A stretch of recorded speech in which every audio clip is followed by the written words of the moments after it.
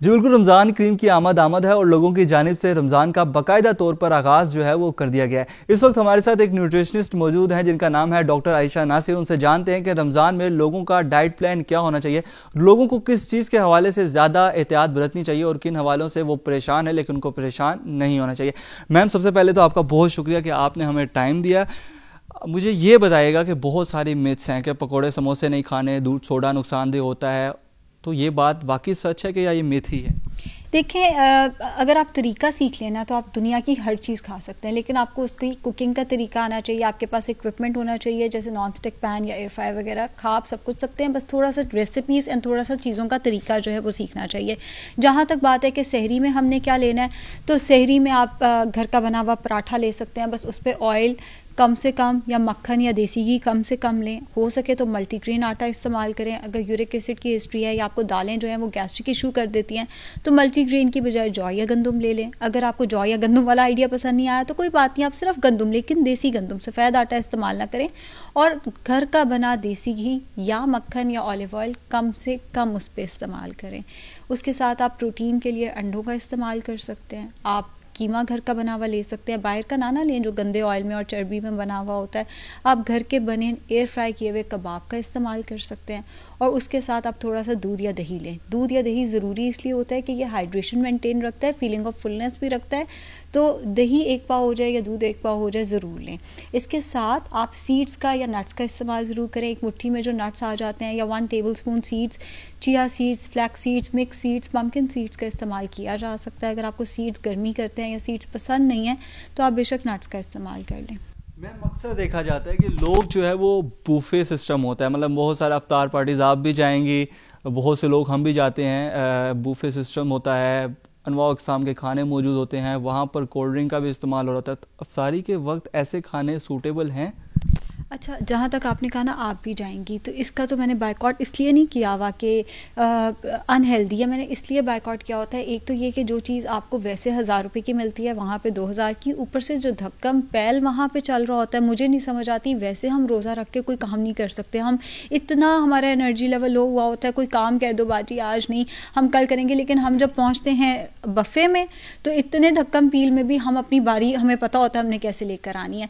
तो इसमें तो सबसे पहला मुझे एतराज़ वहाँ पे होता है। दूसरी चीज़ कि वहाँ पे क्या बफ़े करना ठीक है या गलत। देखिए, ये मेरी पर्सनल राय है कि बफ़े अगर आप करते हैं, आप अगैन वहाँ पे सिलेक्शन ऑफ फूड सीख लें, आप सब कुछ खा सकते हैं। आप खजूरों का सेक्शन वहाँ पे होता है, पहले वो आपको खजूरें ही सर्व करते हैं, वो ले लें। लाल शरबत अब जो वो देते हैं वो चीनी वाला देते हैं, या तो आप डाइट वाला शुगर फ्री जो लाल शरबत है वो साथ लेकर जाएं, या आप वहाँ पे पानी ऑर्डर करें प्लीज़। मुझे लाल शरबत से मसला नहीं है, मुझे उस चीनी से मसला है जो उसमें डली हुई होती है। आप शुगर फ्री लाल शरबत पी लें, मुझे एतराज़ नहीं है। या वहाँ पे लस्सी, कुछ एरियाज़ में लस्सी भी कुछ रेस्टोरेंट्स में सर्व करते हैं, तो आप नमकीन लस्सी या मीठी लस्सी लेते हैं, दोनों में नमक और चीनी आपको नुकसान देगी, बट फिर भी इतनी चीनी पीने से बेहतर है कि आप नमकीन लस्सी का या इवन मीठी लस्सी का 1 आधा ग्लास ले लें, उसमें रिलेटिवली कम चीनी है लाल शरबत या बोतल की निस्बत। उसके साथ आप थोड़ा फ्रूट या दही भल्ले या चना चाट अपने उसमें डाल लें, और फिर रात के खाने में से आप गोश्त की वो साथ ही आपको सर्व कर देते हैं, जिसमें आपके पास ऑप्शंस होती है। जी, आप बारबेक्यू टिक्का ले सकते हैं, आप चाइनीज़ ले सकते हैं। आपने बारबेक्यू टिक्का प्रेफर करना है। चाइनीज़ में जितनी सॉस है वो उस टाइम पे आप लेंगे तो मैदे में तो तेज़ाबियत बहुत ज़्यादा शुरू हो जाएगी आपको। तो बारबेक्यू टिक्का प्रेफर करें, चाइनीज़ या बाकी जितनी कुजीन्स हैं उनको अवॉइड करें। साथ में ये भी देखा जाता है चाय का लोग इस्तेमाल करते हैं, चाय का इस्तेमाल करने के बाद एसिडिटी भी हो जाती है। सिर्फ चाय के इस्तेमाल से नहीं होती, हमारी वो जो पूरी एक पैटर्न चल रहा होता है ना, एसिडिटी हमें उसकी वजह से हो रही होती है। अच्छा, चाय के बारे में मिथ है, इसका मतलब है अगर आपको वैसे मैदे का मसला नहीं है और आप चाय का इस्तेमाल करते हैं तो चाय आपको तेज़ाबियत नहीं करेगी। पहले मैं भी यही समझती थी, हमारी बुक्स में भी ये लिखा हुआ है, न्यूट्रिशन की बुक्स में, कि अगर आप खाली पेट चाय पिएं तो उससे तेज़ाबियत होती है। लेकिन जदीद रिसर्च ये कहती है कि अगर आप खाली पेट चाय या कॉफ़ी या ग्रीन टी या लेमन ग्रास टी ले लेते हैं तो कुछ नहीं होता आपको। तो चाय का तेज़ाबियत से डायरेक्टली कोई ताल्लुक नहीं है। हाँ, अगर आपका ओवरऑल ईटिंग पैटर्न जिसमें आप फ्राइड आइटम्स बहुत ज़्यादा ले रहे हैं और आप दूध थोड़ा पूरा जग पी रहे हैं और उसके बाद कहें तेज़ाबियत तो चाय ने कर दी, तो ये तो फिर ज़्यादती है। या ये जो बफ़ेज़ आप अभी जिक्र कर रहे थे, ये बफ़े आप रोज़ का एक करना शुरू करें, हफ्ते बाद आप कहें तेज़ाबियत तो चाय कर रही है, तो ये ज़्यादती है। चावलों का इस्तेमाल वैसे जहाँ तक मेरे नाक़िस इल्म के मुताबिक वो काफ़ी ज़्यादा मना करते हैं न्यूट्रिशनिस्ट उसे, लेकिन रमज़ान में ये बात ठीक है, क्योंकि वो गुर्दों की पथरी वाला एक कॉन्सेप्ट है कि होता है, तो ये क्या चावल इस्तेमाल करना अफ्तारी के मौके पर सही है? कुछ नहीं कहते चावल आपके गुर्दे को आप खा सकते हैं। देखिए हर एक की अपनी ओपिनियन होती है, लेकिन जो मेरा लिमिटेड सा नॉलेज है वो ये कहता है चावलों का इस्तेमाल अगर अफ्तारी में आपको गुर्दे में पत्थरी कर रहा है तो पूरा साल भी करता ही होगा। चावल मैं ज़रूर रखती हूँ अपने डाइट प्लान में, बुरी चीज़ नहीं है। अगेन 10 से 12, अगर आप वेट लॉस कर रहे हैं तो 10 से 12 खाने के चम्मच खाएं। अगर आप वेट मेंटेन करिए तो एक मेजरिंग कप में जितने चावल आते हैं आप उतने खा सकते हैं। कुछ नहीं कहते चावल आपको, इनका गुर्दे से कोई ताल्लुक नहीं है, ना चावल का ना टमाटर का। ये हमारे दिमागों में बैठी हुई हैं चीज़ें, बिकॉज हमने बचपन से सुनी है। और जब हम लोगों के बिलीफ को शेक करते हैं तो वो परेशान हो जाते हैं, नहीं नहीं इसको तो कुछ नहीं आता, लेकिन ऐसा नहीं है। साइंटिफिकली आप देखें तो गुर्दे में पथरी नहीं करते चावल आपके। तो वाकई नहीं करते? अच्छा, ये बात बड़ी खुशाइन है, क्योंकि मेरे वालिद साहब ने बड़े अरसे से जो है वो गुर्दे की पथरी के वाले से चावल छोड़े में, मैं जाके उनको ये बात बताऊंगा।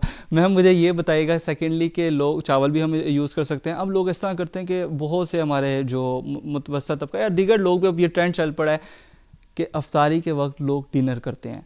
तो कुछ लोग ये भी कहते हैं कि अफ्तारी के वक्त हल्का फुल्का खाएं और उसके कोई चंद घंटे बाद आप डिनर करें। इस बारे में क्या कहें? देखिए जो चीज़ आपके लिए काम कर रही है ना, आप वो कर सकते हैं। इसका कोई हार्ड एंड फास्ट रूल नहीं है। अगर जैसे आप दूसरे ममालिक में अगर देखें, लोगों के पास इतना टाइम नहीं होता तो वहाँ पे वो अफ्तारी में बैठ के डिनर ही कर लेते हैं, इसमें कोई हर्ज नहीं है। अगर ये चीज़ आपके लिए काम करती है बिल्कुल ठीक है। बस ये है कि पानी का इस्तेमाल अपना अच्छा रखें ताकि आपको डिहाइड्रेशन ना हो। दही का इस्तेमाल ज़रूर करें।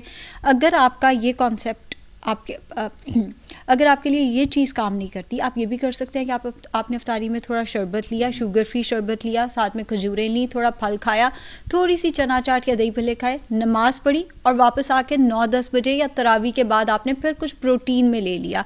या अगर आपको रोटी चावल खाने हैं तो आपने 8-9 बजे के करीब थोड़ा सा डिनर कर लिया। जो चीज़ आपके लिए काम करती है करें। इसका कोई जनरल रूल नहीं है, कोई ऐसी चीज़ नहीं है कि मैं कहूँ सबको ये करना चाहिए, भाई आपको डिनर नहीं करना या आपको पहले अफ्तारी।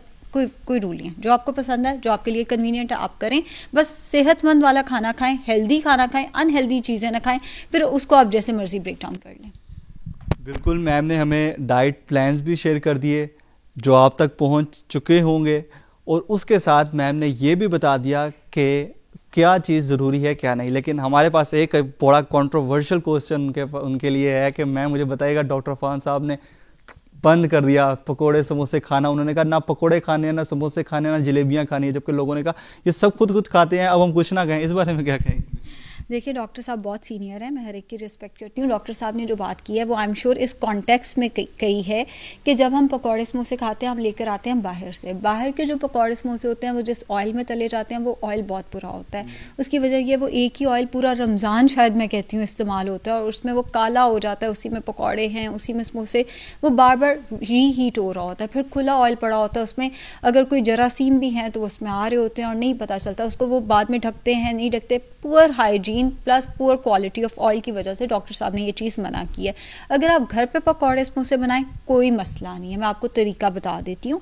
पकौड़ों में आपने करना यह है, बैंगन के थिन स्लाइसेस काटे या पालक का पूरा पत्ता या अनियन का रिंग लिया, बेसन में डिप करके जितने ऑयल में अंडा बनता है उतने ऑयल में नॉन स्टिक पैन में दोनों तरफ से पका लिया।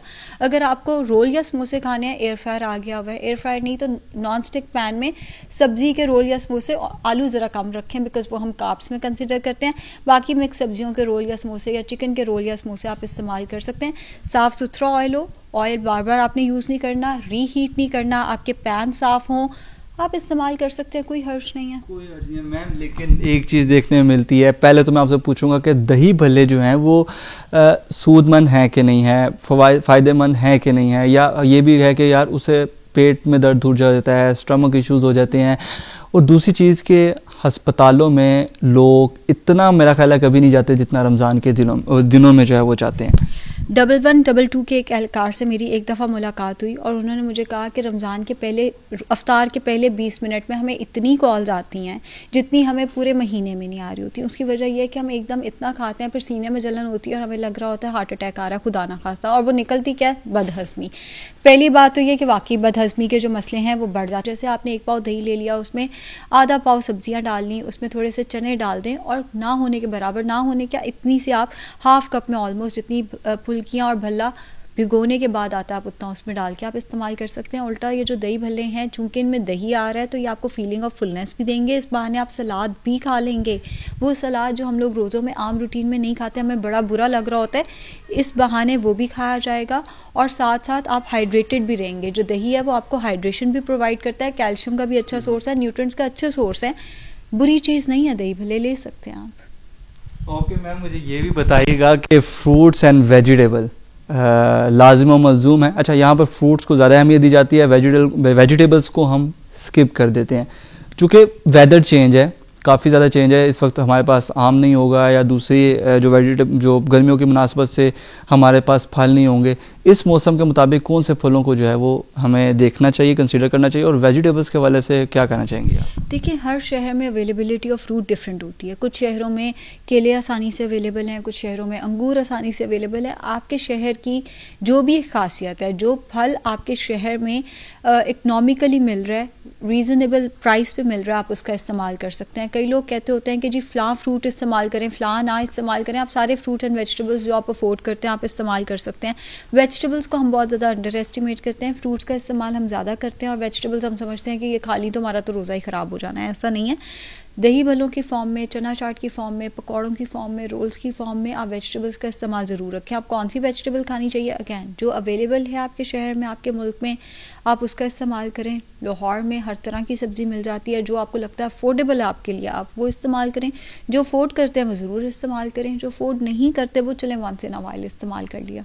तो फ्रूट चाट मसालों वाली खानी चाहिए, बगैर मसालों वाली? अच्छा, देखिए, फ्रूट चाट मसालों का इतना नुकसान नहीं है, लेकिन खानी बगैर मसाले के चाहिए। बिकॉज देखिए, हम अफ्तारी में इतना कुछ ऑलरेडी तला हुआ खा रहे होते हैं और सारा कुछ बगैर मसाले के खाएंगे तो वो सबसे बेहतर है। कोई क्रीम ना डालें, कोई जूस ना डालें, इवन ऑरेंज भी उसके ऊपर स्क्वीज़ ना करें, क्योंकि जब आप ऑरेंज स्क्वीज़ कर देते हैं आपने फाइबर सारा उसका ज़ाया कर दिया, आपने एम की 60 कैलोरीज 52-60 कैलोरीज उसके ऊपर ऐड कर दी। फ्रूट कटा हुआ ऑन इट्स ओन फॉर्म खाया करें तो वो ज़्यादा बेहतर है। बाकी वंस इन अ वाइल अगर आप फ्रूट चाट खा भी लेते हैं नुकसान नहीं है, लेकिन अगर आप मुझसे पूछें बेहतर क्या है, बेहतर तो कटा हुआ सादा फल है। और अगर फ्रूट चाट खानी भी है तो उस पर हल्का सा चाट मसाला, बस उसका कि जायका बदल जाए, थोड़ा सा नींबू निचोड़ लें, इससे ज़्यादा ना लें उसके ऊपर कुछ।